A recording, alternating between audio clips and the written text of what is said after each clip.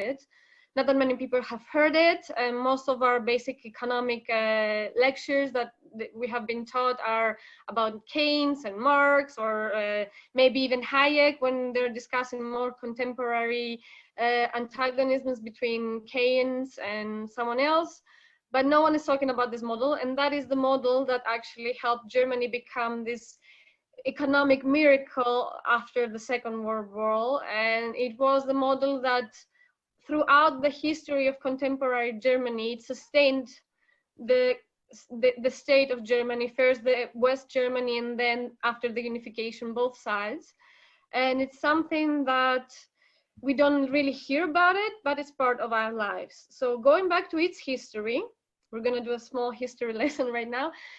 We start actually during the time of the Second World War, where we have academics from the School of Freiburg, economists, lawyers, who are seeing what is going on, and they're thinking, okay, that sucks. And our country right now is like in the worst condition, and we hope it will destroy. We hope it's gonna come to its knees, and that we could get to have the opportunity to start again. But if we're starting again, what are we gonna do? We should have a plan. So they were men with plans. So they started to build up a plan. And that was the theory of ordoliberalism. So ordoliberalism was the idea that we have to have an open market economy where everyone can compete and everyone can produce and interact, but there have to be rules. So we cannot just have the liberal economics that Hayek was talking about. We cannot have exactly what Keynes was talking about. We want something that it has some constitutional rules. It has a frame within which then we can play the game. So they started creating this idea.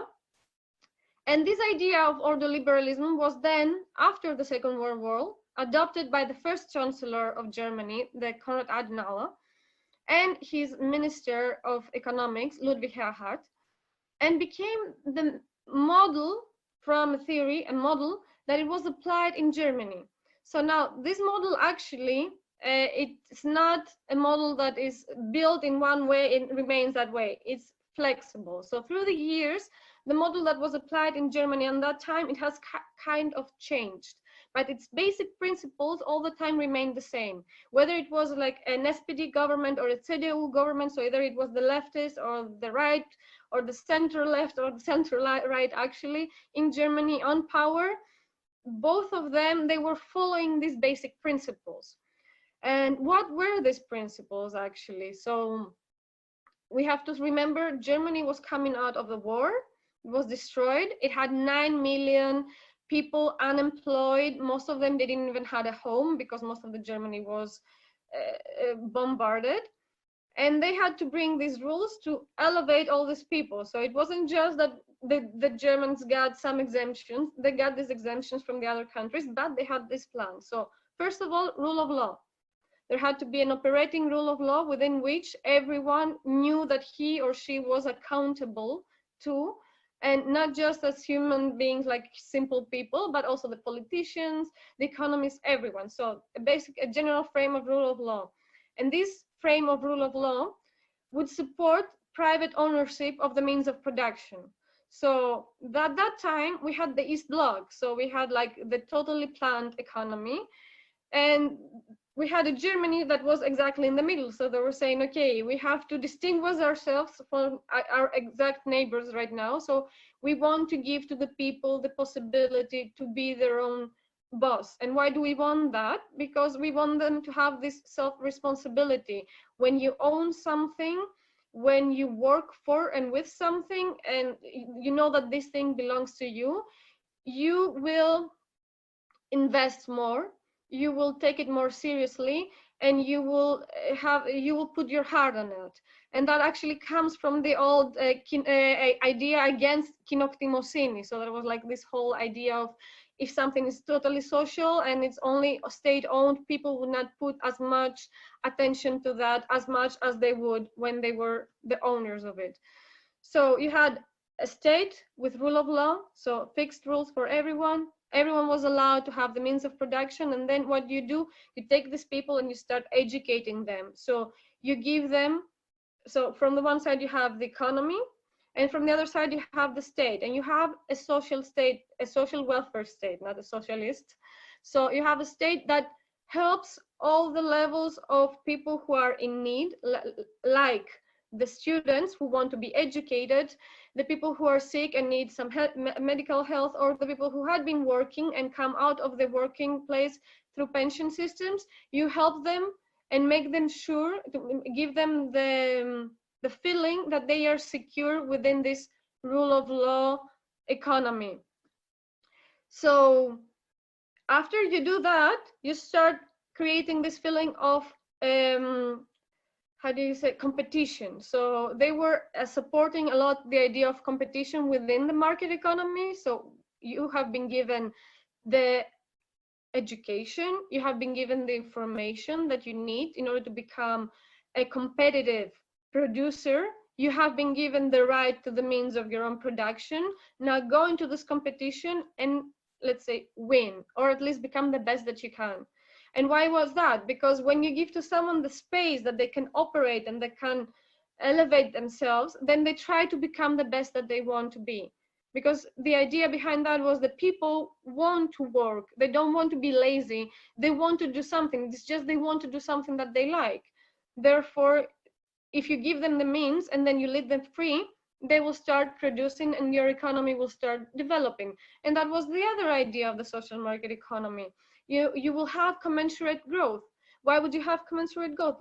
Because more people will be working, you will have high employment, and therefore you will have a steady growth rate through the time. So, sorry.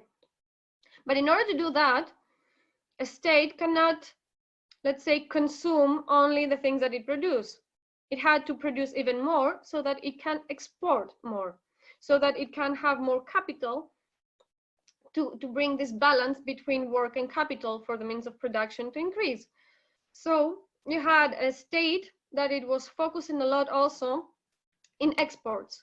And you still have a state in Germany and through the social market economy in Europe in general that focuses in exports, because in that way you balance the equilibrium between exports and imports.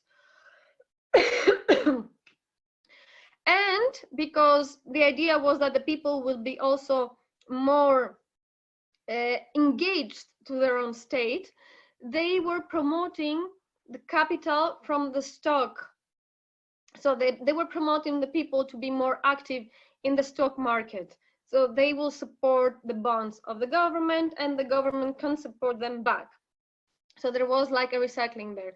These were the basic ideas that motivated the model of the social market economy. And based on this model, Germany, no matter who the government was, no matter what the problems that arose through the times, even during the financial crisis with Greece, it held true to this model. It changed a little bit according to what Ludwig had like imagined in the beginning, because it became even more social. So there were more so there was more support given to the people than he would have imagined, but its basic principles were the guidelines on which the whole model, the whole European model was built. And this European model, it doesn't go against each of its nations, rather it tries to unite these nations under these same principles, that you support your people, you support the teams of your citizens who do not have the means to enter, let's say, in the market economy. So you give education to everyone, free education to everyone, so they can be competitive and they can find what they like to do best. You enhance these capabilities that they have, and that's why also this lifelong learning that we have in the European Union, it stems from these ideas that through our lives we want to expand and evolve and become better. And it tries to build a framework within which the individuals could feel free and feel that there is a justice in the distribution, that they will operate more and become more active. So the funny part is that for Germany, although it has been its guideline model for the last 70 years now, especially for the West Germany, and after the unification also for the East Germany. It's not part of his basic law. So because they don't have the constitution the way that we mean constitution. Rather, that it has been expressed in the constitution of Poland, it has been expressed in some ways in Sweden, it has been expressed in the European Union. So these are the basic things I would like to say. These are the basic values, the principles that they have been guiding this model. And then I would like to open the floor in discussion so that I could see also by how far do you you feel that these principles are actually being followed in the European Union, and by how far could we enhance them, I mean, in our everyday life, because that is not a model to bring and put it in each country like that. It's rather like a model that each country could find the principle that supports it, or the principle that it needs to develop, and help it flourish. Okay, Martha, thank you for that short introduction. Let's open it up to questions or comments or discussion for anybody who wants to raise their hand. Either raise it on the camera and we'll see it and unmute you, or you can unmute yourself and just go ahead, or you can use the tool at the bottom that says raise hand, and you can do that. But Martha, if I may begin with asking, which countries do you think are actually following this model in the best, not in the best, in the most, I suppose, in the most way, as the people who kind of put the model together wanted it? I mean, even Germany right now is not following it exactly as the people who put it in the model in. I mean, there is even in Freiburg right now, where it's like the Eucken Institute, where the whole thing started. There's a lot of discussion going on amongst the academics, trying to interpret again and again the ideas of the model. The theory was applied as a model from Erhard and Müller-Amack, as they understood this model, as they thought it was best for Germany to be applied at the time.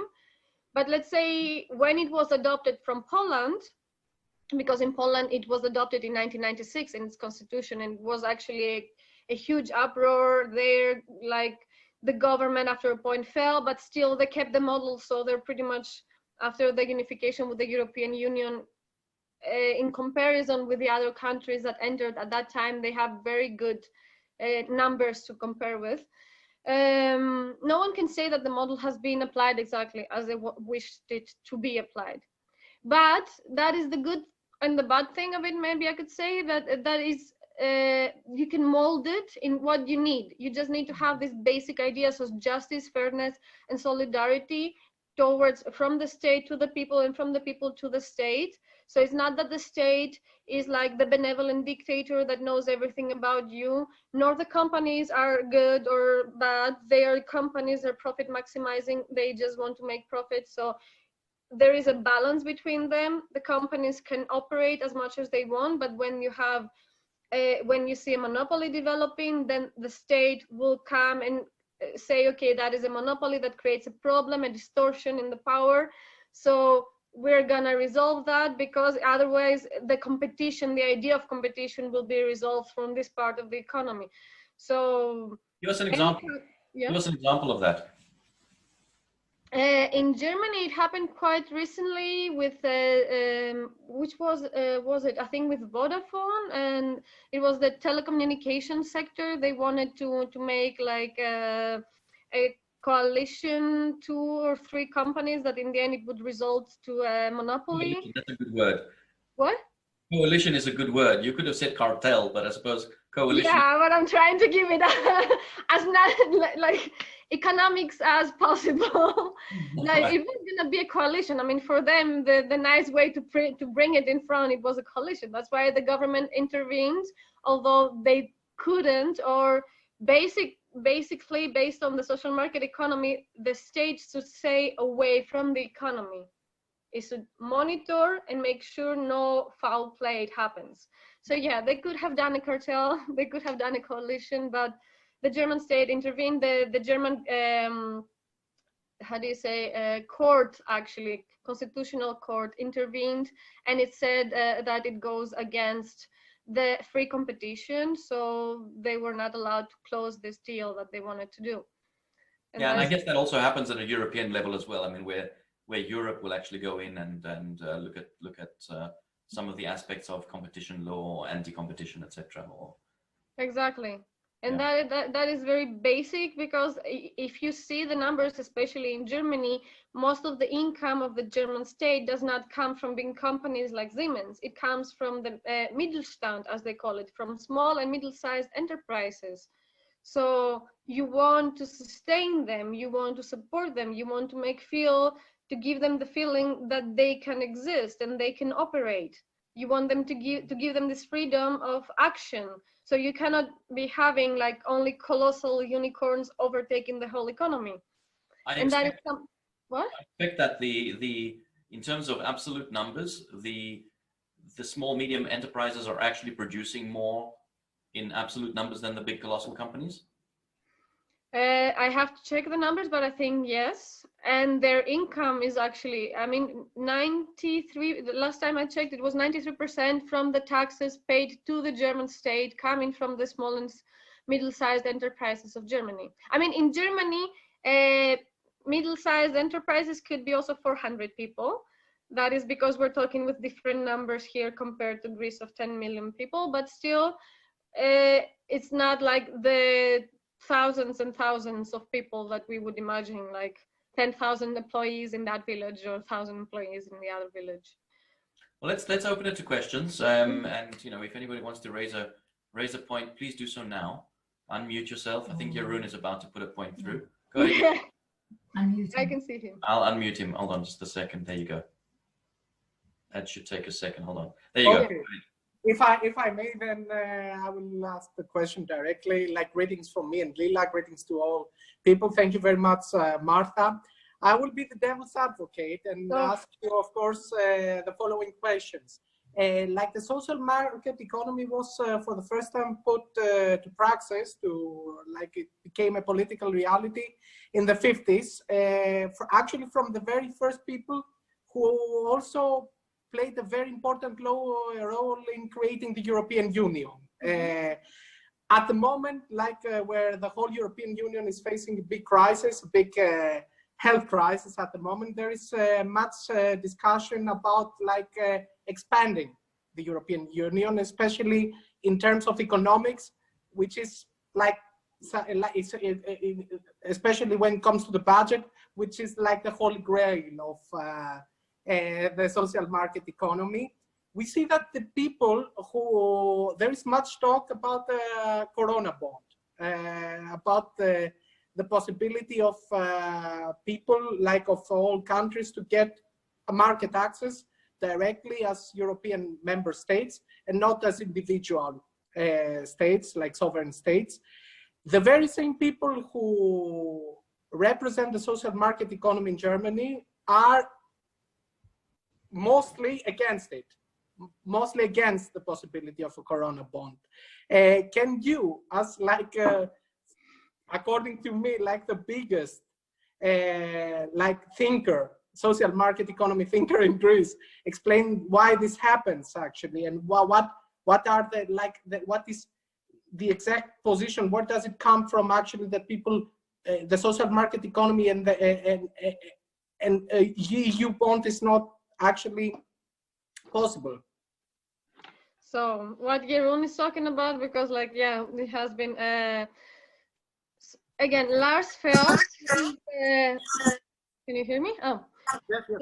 Lars Feld, who is actually the head of the Eucken Institute in Freiburg, and the Ordo Liberal, the young Ordo Liberals, if we could say it now, and he's also head of the team of the 5 experts in Germany. They call them the 5 wise men of Germany, although there are women also in this team.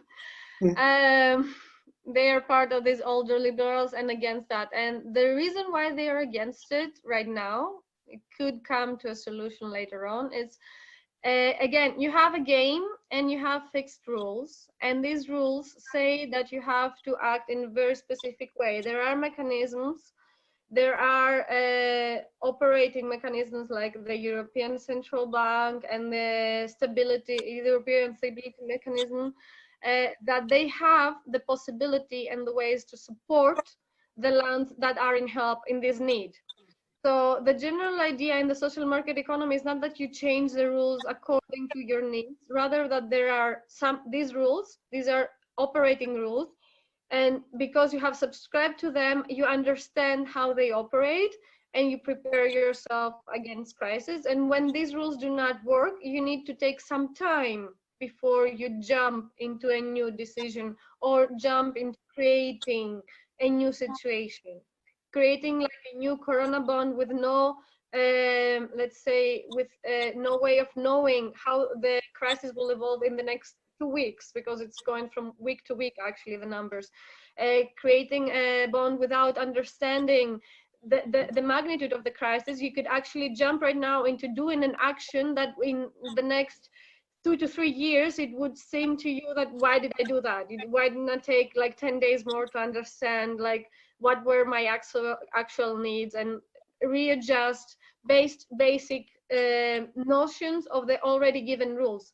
Because something that it is part of the social market economy and it's part of the constitutional economics that surround it as well, is that when you create a state, when you create an economy, you sign a contract with the sovereign, and this contract has some very specific rules, and you have some ways to navigate through distortions.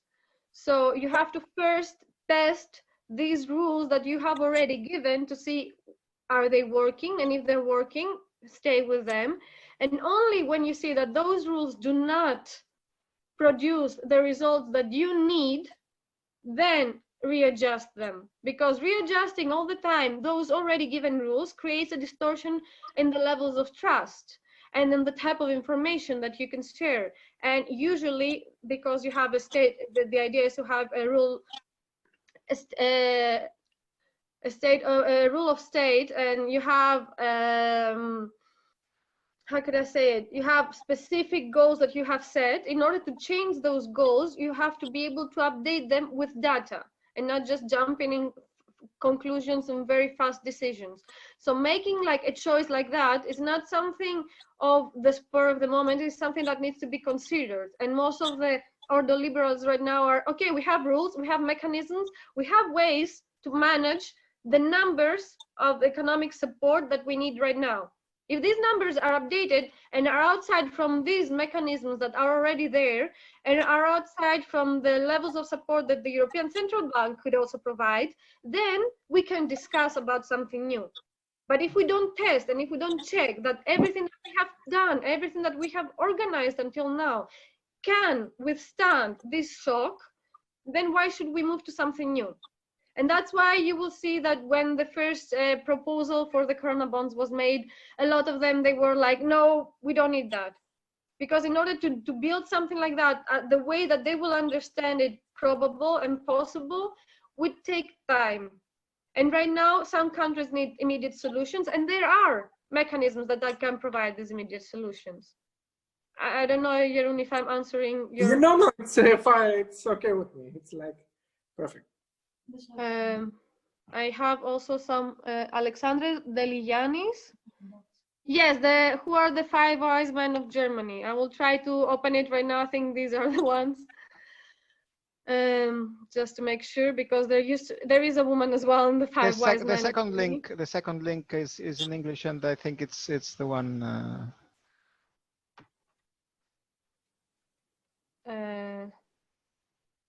I don't see all the names, but I'll send it to you. Yes. I can send you the link actually of the one we are now. Okay. Because this is an old link that you sent me. So the ones that you see there are the ones who were two periods before. Okay. Okay. That's fine. My question more specifically is how they are connected to all this. I mean, it's something like what do you call this? It's an advice board. It's not a decision-making board, if I understand correctly, no, right? It's not decision-making. It's an advisory board. But each year they collect in one state, in one city, and they sit there for 3 weeks, and they actually write the annual economic report of Germany. where they actually assess everything that has been done the last year based on the principles of the social market economy. So if one opens actually the annual economic report of the Federal Ministry of Economics and Education in Germany, would find them quoting that according to the principles of social market economy, the German economy this year had this and this and this, or developed in that, and it had these rates. And yeah, they are more like an advisory board, but the truth is, because they have been having very good predictions in the past years, and their advice is being taken very serious in Germany. Mm-hmm. It's not that whatever they will say it will be done, but it's they are a good nudge usually for any government. Mm-hmm. Thanos, you have a question? Yeah, thank you, Martha. I was going to ask, the way you presented it, of course, was something that grew in Germany and then became the sort of basis for the European economic model, as you named it. Was there input from other European member countries, core maybe member countries rather than the new ones, but historically, I mean? During the time that the model was developed in Germany, no. In the Lisbon Treaty, when they stated that the economy of the European Union would be in the competitive side of the social market economy, the truth is I haven't read something specific on that, that any specific country has made like any contribution on that. The truth is, because it had been a model that it was operating very well, and because the Europe actually was built in accordance to the way that the German mark was built, which was based on the principles of the social market economy, of having a very stable and strong monetary system that can support investment and can support, how do you say, projections, long-time projections for the companies in order to invest. As far as I can say right now, but I will need to check it further, is that there was no specific contribution for another member state, because they had not used it as much time or as long with so many results as Germany had. Maybe Jeroen has heard a little bit from its history. Maybe he could help us also. I cannot unmute him. Sorry, I will. I think you can hear me. Yeah. Okay, it's like already like through the process, like the very first, like the beginnings, where we're in the Maastricht Treaty, where some of the principles were already part of the EU, like legislation, let's say the Communes, the European law. But the fact is that after the Lisbon Treaty, the social market economy, as we understand it, it's not so important to see it in terms of member states, but in terms of political families, like the social market economy, as like described in the Lisbon Treaty, is to a large extent like a social market economy, which is also relevant for the Social Democrats, especially because we're talking about fiscal, fiscal sustainability right now, and fiscal, let's say, discipline. This is for sure more important for people of the political family of the CDU, of the People's Party, than, for example, for the Social Democrats, who were also back then an important part of the Lisbon Treaty, and also contributed to it. So it's, let's say, it's good that we mentioned it, but the social market economy of the Lisbon Treaty is not the same like the social market economy of Ludwig Erhard, for example, or the early German thinkers of the 30s or the 20s, let's say. That's my small contribution. Thank you. Sorry, Thanos, I cannot give you something more specific, but again, as far as I know, no country before Germany had been using that in that way. So now it has been, and that is the problem also with Greece sometimes, because we cannot understand some ideas or some concepts applied to us from the European Union. Let's say this 3% growth each year, why do we have to have it? That is based also on the idea of social market economy, that you need commensurate growth.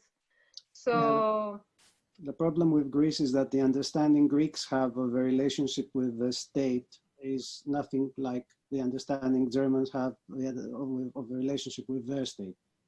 So even this whole model is based on that. It is impossible, I think, or at least was in the beginning of the crisis, the first crisis, to communicate to Germans exactly how the Greeks felt towards their state and for Germans to understand that.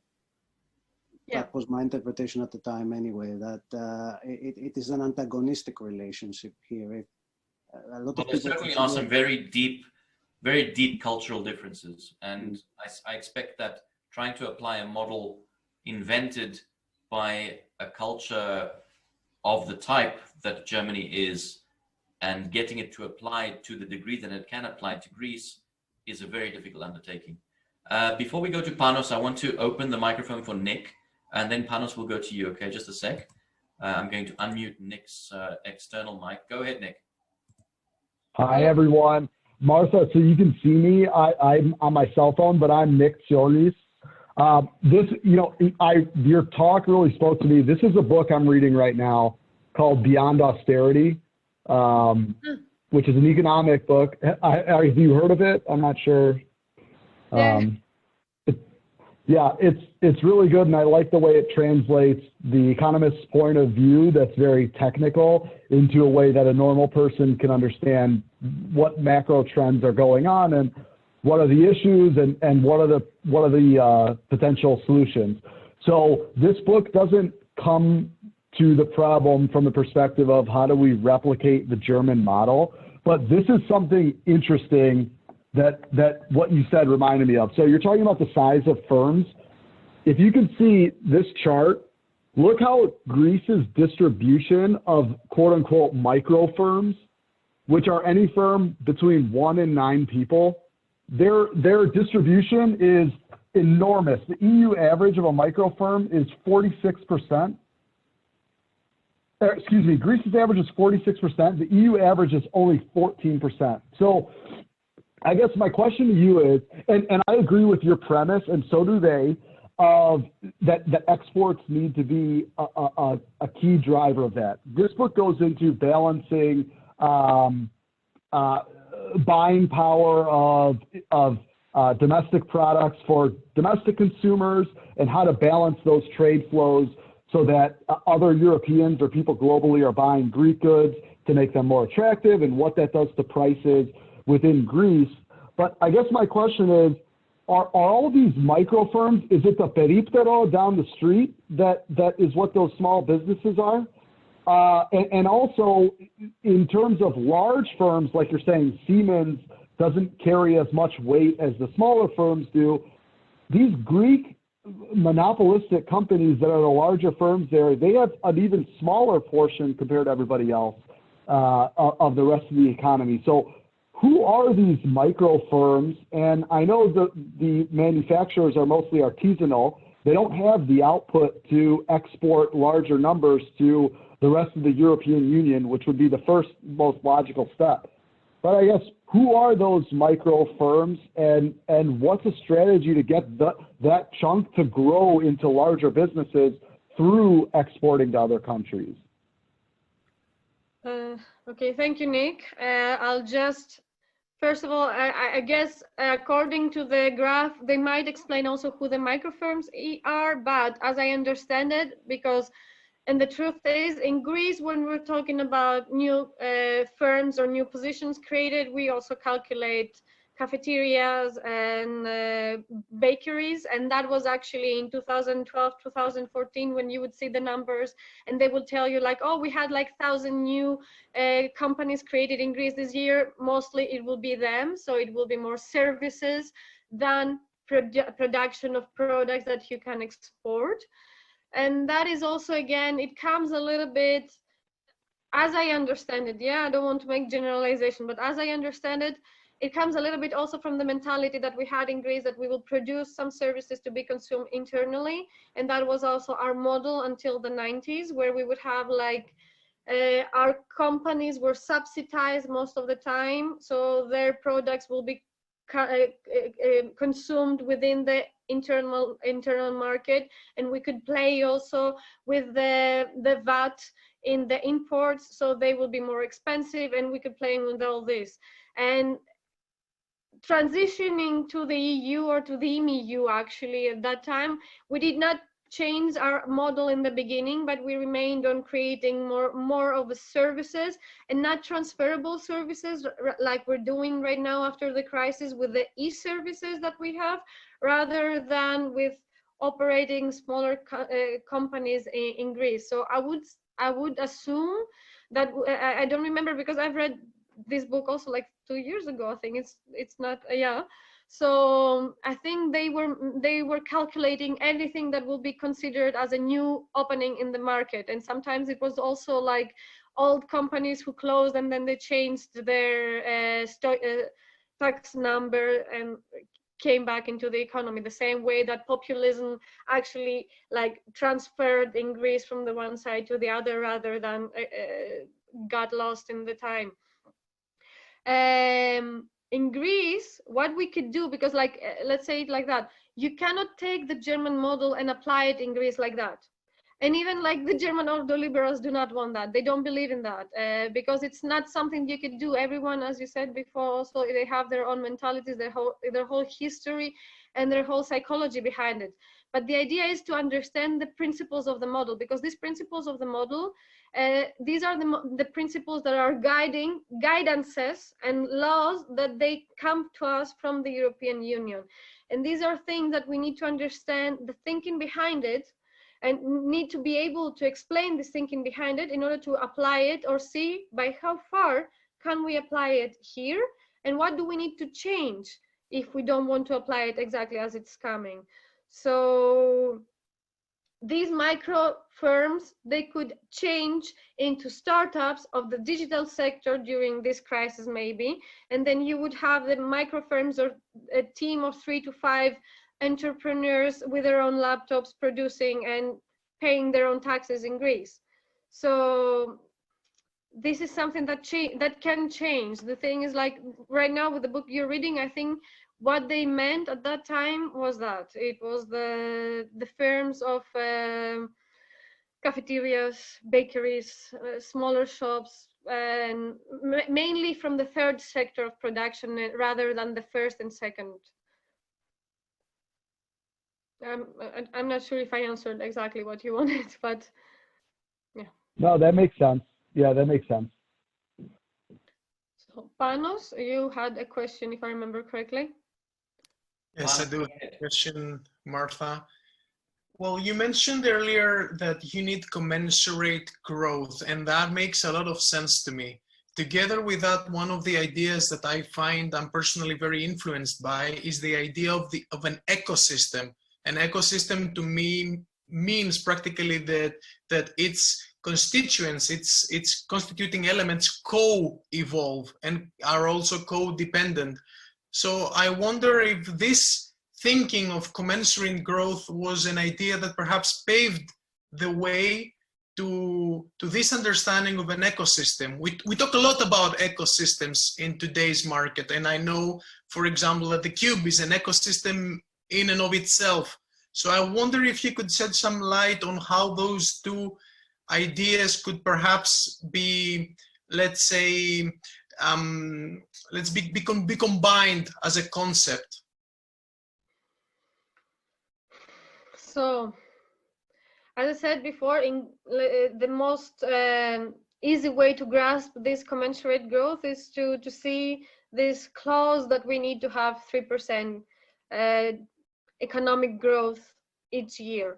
And why do we have this 3% there? Because it has to do with inflation. So it has to do like the way that inflation changes. You want your growth, your production to increase as well, so you can kind of balance it out and also be able to provide to all your citizens the same level of let's call it of goods, whether it is public goods or private goods. You want to be able to everyone to give them this possibility. You don't want to exclude others. So yeah, it creates when they were discussing about that at that time, when they built the model, the idea behind it was that we need to expand And one way to expand is to create, like within this stability that we have created, to create more production, to create more flourishing, so we can expand even further. So you don't invest, or at least for Germans, you don't invest beyond your possibilities if you don't need to. You first come, you fill in your shoes, and then you see how much you can expand. And in that way, they created their own economy. They stabilized their own economy, and then they said, okay, we're coming to a stabilization, but we need more. We need to be able to feel secure that we're going to be with neighbors who will not attack us anytime soon. So let's build the European Union, and we build it first as an economic union because it's what most of us understand better and what hurts us more, especially in times of need. So, and then you expand on that, so you create a new environment, a new economic environment, where you promote entrepreneurship, you promote competition, you promote free market. And when you expand that, you can start, after everyone has understood this economic idea, expand in other sectors and create the same or a common environment for everyone. So I would understand it more or less that they wanted to create a sphere of understanding, a common sphere of understanding for everyone operating within this market economy, with a social state. So meaning that you have a welfare state that provides for the groups in need. And then when you create this environment, you can expand to the next environment, which could be either an expansion of the union or an expansion on the abilities that the groups, or like, let's say, the bodies represented in this union can have within all. Because right now the union is just a monetary union. It has not expanded to this social welfare state that needs to be that, or that would be the next step. But in order to make this next step and say, let's say, have a social security scheme for the whole Europe, which would be like a madness to try to actually simulate right now, rather than just discuss it, yeah? You need to first understand what is this economic model, and right now a lot of people have not understood it. So you cannot, I'm sorry, but I cannot speak that in general in Europe we have one European economic environment. We still have the decentralized environment that Germany is promoting. We have a decentralized, because they have decentralized states, they have a central idea of what a state is, but decentralized states and decentralized smaller economies. And then you have the totally centralized model, that of France, but also in Greece, that is still competing against each other, yeah? So with the social market economy, the idea is that you first have a decentralized economy in that way that everyone can understand their responsibility to the economy. And what do they do for that? How do they expand the economy from their own environment and then expand to a bigger environment?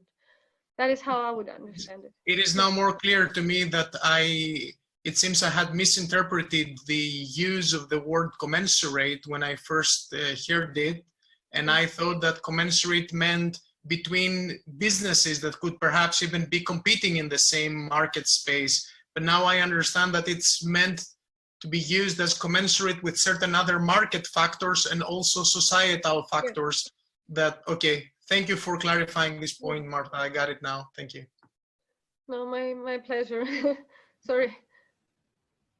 Marta, it would be an ideal world or ideal Europe if everybody followed the same structure and the same laws to go by.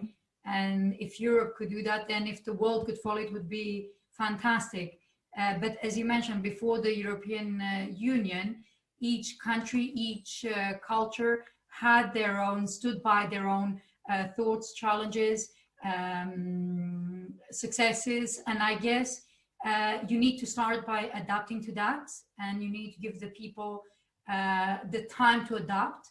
Otherwise, it would be a very, very vast and very sudden change for everybody. And we all know that there's countries like, we know even with Greece, talking about Greece now, that even Greece, anything that's new, whether we're talking about entrepreneurship, whether we're talking about crisis, everything and everybody needs their time to adapt. And we can see that even with the startups and with entrepreneurship, even an idea that an entrepreneur might have that could succeed, maybe it's just not the right time, or not the right environment to engage him and to attract him into implementing that idea.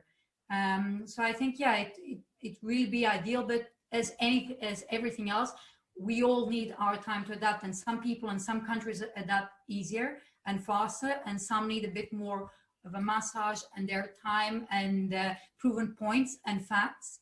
But we're also changing each other, right? In the sense that people, it's not only a top-down thing. It's kind of it's spread out, and that's the thing with communities, that you change each other. And I mean, even now with the coronavirus, the fact that all of us, everybody on this call and everybody in general, everybody globally is now working and on a lockdown. It's not something that anyone prepared to. Freelancers and people that are used to working remote, I'm sure it was easier for them to adapt to. But for other people, it was just a lockdown from one day to the other. It needs adjusting. Even that is, for some people. I can tell you, I'm definitely working in a lockdown. She only lets me out of my bedroom between 7 and 8 for this call, right? And it's I'm not happy about that. So the sooner we can get out of this lockdown, the better it will be for all of us, and I can finally go outside. All right.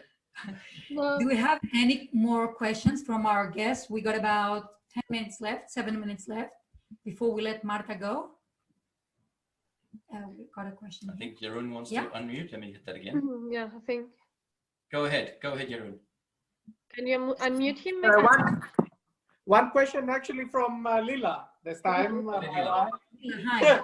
I would like to ask you, Martha, about is there any framework, or let's say some instruments that are created from the EU or from the framework of the social market economy regarding the handling crisis? Because the last, let's say 5 years, there have been many crises and turbulence within the EU. So we need to handle crisis, economic, and all the instability. So I would like to ask you that, if there is any proactiveness, let's say, about that.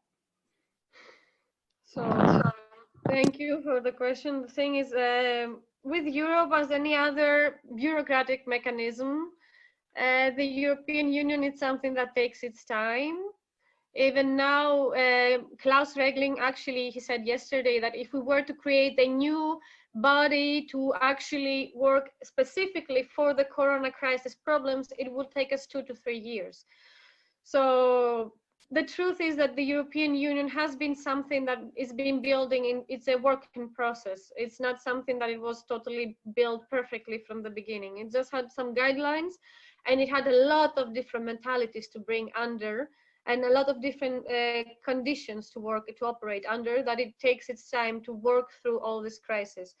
There are some bodies that are working, let's say like the European Central Bank, that has been one of the most, let's call it prominent, or I would say for economists, one of the most prominent bodies of the European Union. You have the European Commission, but anything else, anything that has to do with crisis like this one, which is something very impromptu, it will take time. It's not something you can, we could not have imagined actually what would happen with the coronavirus. No one was imagining that, and still it hit us. So there are some things that they are prepared, and there are some things that no one is prepared, and everyone needs to start finding solutions. Discussing again, like with the European, now with the corona crisis, had we had a common, let's say, body that it was handling the social security of all the countries participating in that and managing all the expenses of the health bodies in each country, but from the level of the EU, maybe we could have had a better solution than the one that is being discussed right now. But that is something that, again, because the EU, it is a compromise. It comes as a compromise from many different countries, not on the sovereignty, I don't want to talk about that, but it comes as a compromise in the models that they have developed from before, in the models that they were used to, in their traditions, in economic sector traditions. I don't mean the actual traditions, but in the way that they were used to handle their economies it comes as a compromise to work under a unified model of the European Union. So it's the same for anything else that comes right now. What we will see in the next 6 to 7 months is actually by how far the European Union can handle this kind of crisis, which are economic, but not only economic. A lot of people are talking about solidarity, but solidarity for each one of the states is kind of different. The one state sees solidarity as something that I'm going to wait out a little bit and help you later, or like give me a specific type of damages you have and I'm going to help you like that. Or even in a family, you would think like the son would ask his father for an Apple, so like a computer, so he could, let's say, do his classes better and have the perfect camera. But then the father or the mother, knowing that in the next 3 months they will be on lockdown, he will buy him a cheaper one, but actually give him something to do his work. Is that not solidarity? Is that not support from the one to the other? It is. It's just it's not in the same framework that each of us would expect. So the bodies will be developing, and if we remain united, they will develop, and they will develop actually when they develop by tackling problems under a specific framework. We have this framework, we're working in this framework. If we manage to develop these new bodies of work within this framework, we could manage to actually continue having a Europe in the way that we would like to see it, and not in the way that we will just jump on it in different times and points in time. Martha, do you think we will stay united? I believe so, yeah. I believe it will be a compromise for many different directions coming.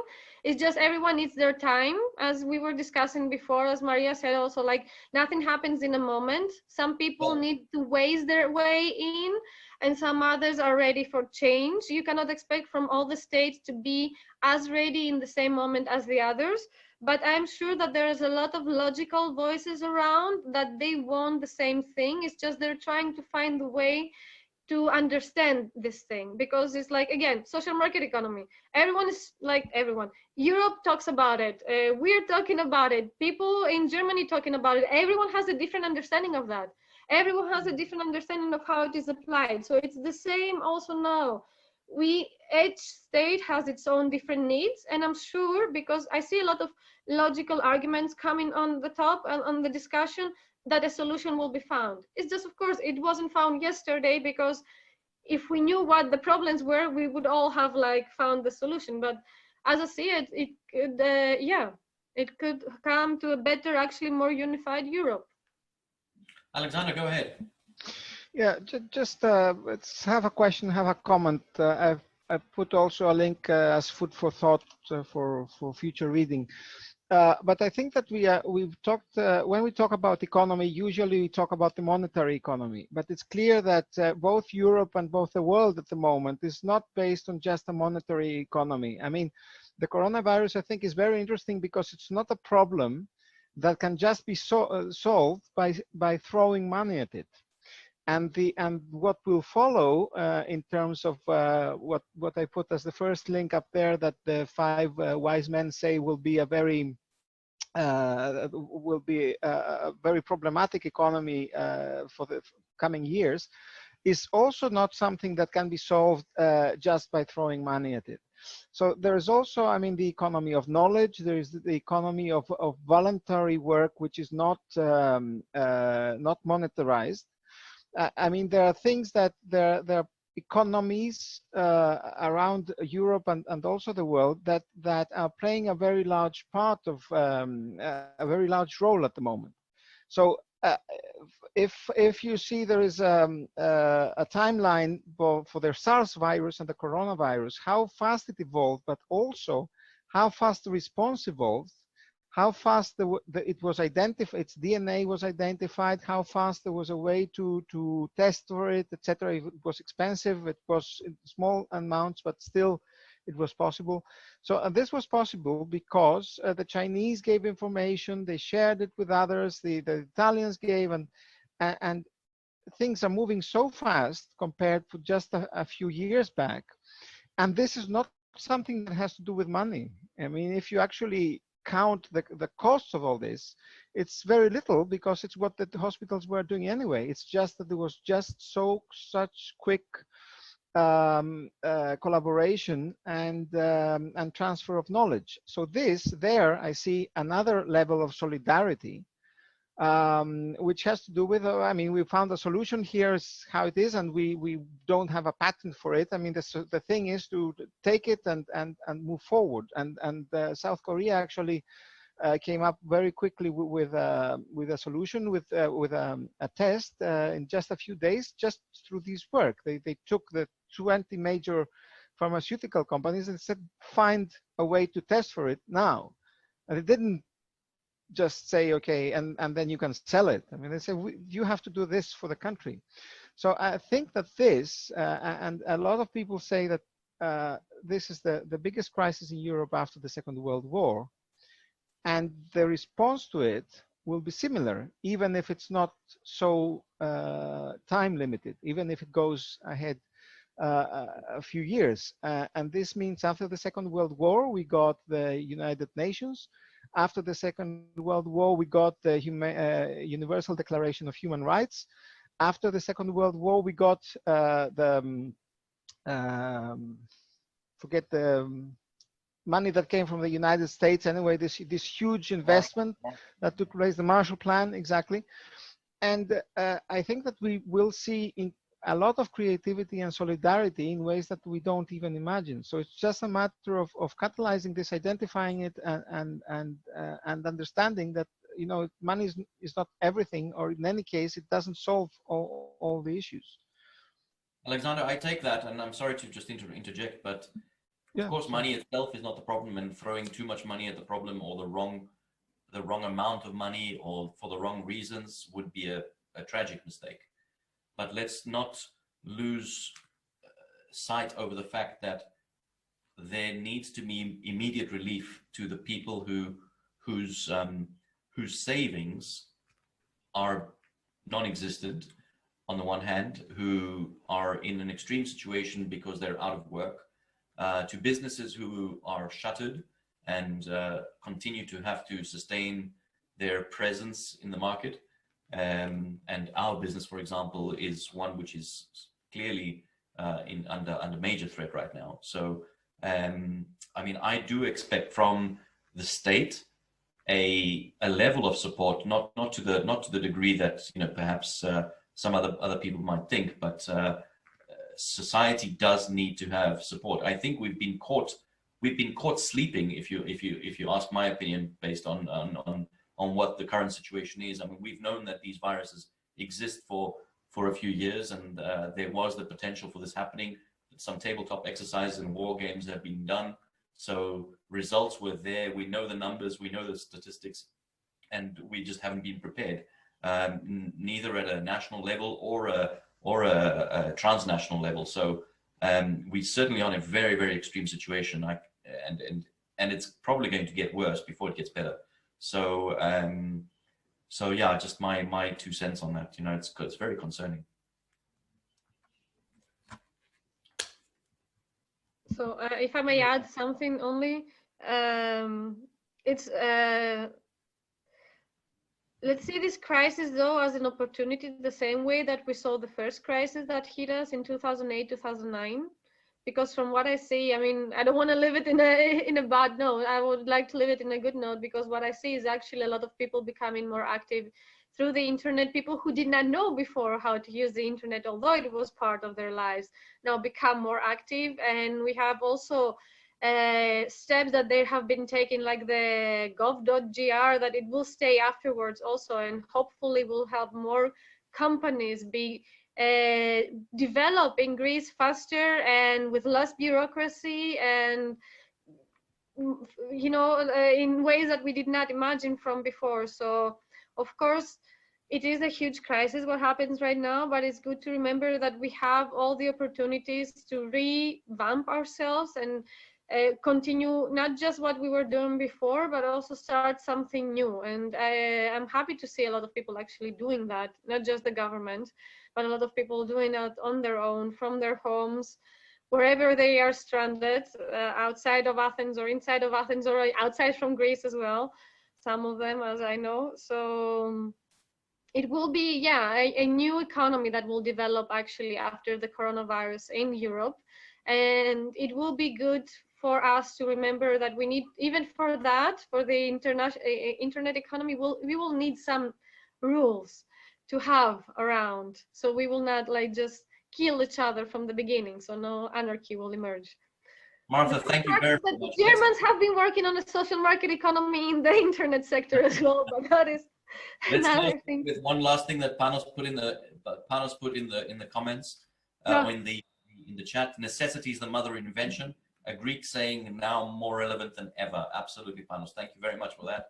Thank you very much, everybody, for contributing. Thank you, everybody. And joining us again. Thank you. Good to see our friends from France and from the US and from Germany and from wherever else you are. From UK, Jessica, and UK. my father from Egypt. Fantastic.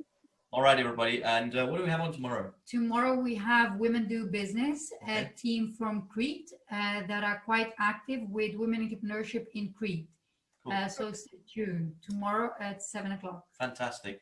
Have All right, everybody. Stay safe. Stay Thank safe. you. Bye. Bye. Take care, everyone. Thank you very much. Yeah. Bye.